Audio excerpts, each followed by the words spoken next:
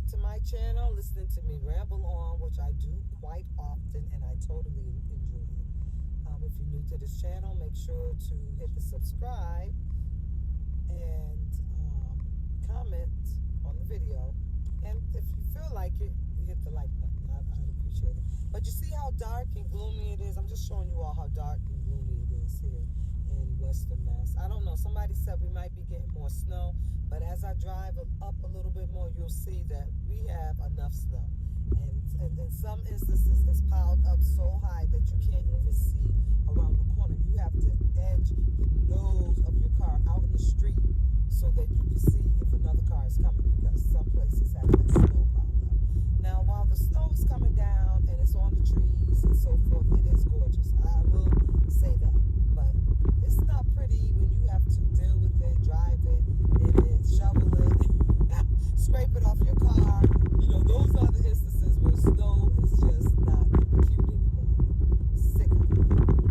But I'm not sure. It is cloudy and gloomy, so maybe we are getting some more snow. I think it's tonight, though. If we get anything, I think it's going to be tonight. And I'll be in. I'm going home right now. I had to go out and I did a couple things, and then I went and did a little retail therapy. You all will be happy to know I didn't buy another piece of clothing because, to be very honest, I can't fit another piece of clothing in any closet spaces or drawer spaces. To be real honest with you. So I brought more. I like skincare stuff. I like trying to preserve the skin that I have and trying to make it look the best that it can for this weather, which is very, very harsh and dry. And for my age, I ain't no spring chicken. I know I'm not going to look 25, 30, 40 anymore, but 50s are great. That's good. I'll take that. And I'm happy that I can say that I'm still living through all of that. But your face tells a story too sometimes. You can look at people and tell who had kind of a rough life and who didn't, just by their skin and their skincare regime. In some instances, not all, but some people have had a rough life and drinking and smoking, and you wouldn't even know their skin is still drop dead gorgeous. So it just depends on your genes and the products you use. Lot.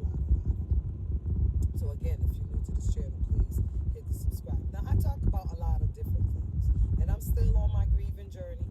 As if you've been following and subscribing and listening to any of my videos, you'll see I'm grieving still, a grieving girl, grieving her dad. And I don't know if I was per se a daddy's girl, but I loved my dad a whole lot, and I spent every opportunity that I could with him, and I tried to make both of our lives fulfilled with saying that we love each other, we know each other, and that we were there for each other. Because it was never a time that my dad would not be there for me if I need him.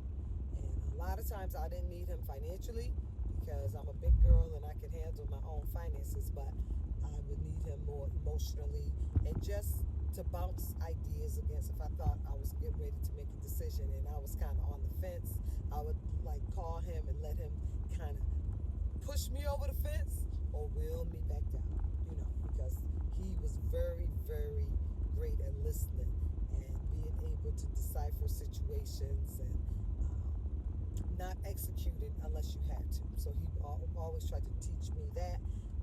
Still have not learned that, and I'm still trying, and I'm still working on that part of myself, when not to just go full throttle, yelling and screaming and being foolish.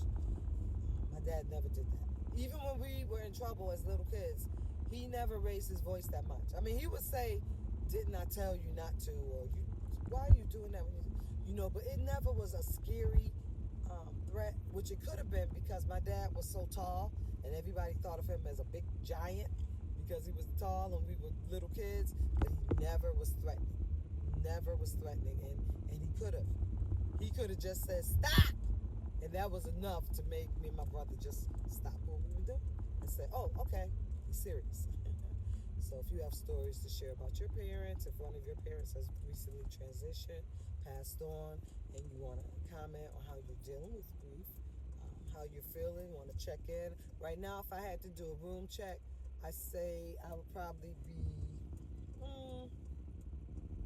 I'm pretty good actually. I would say that, I think I'm handling this very well. because I know that my dad was a good man and he lived a good life, and I know that he is in a good place. So, for those reasons, I'm doing well. For reasons I may not be doing well is because by now I would have spoken to him on the phone. I would have visited him at the nursing home or the hospital, and so I would have been able to see him. I rub his head, I rub his hands, just let him know that I'm there because for those who don't know, my dad was blind, so he couldn't see, but he knew our voices, and he knew our touch. Right? So he knew that's me touching him. If it was my daughter touching him, he knew that was one of the senses that God left him with.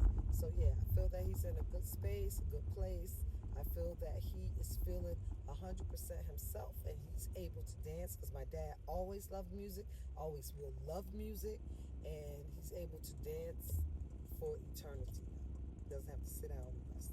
He can just dance until my brother and I meet him. You know, then we'll all dance together. But right now, Daddy, you're dancing by yourself.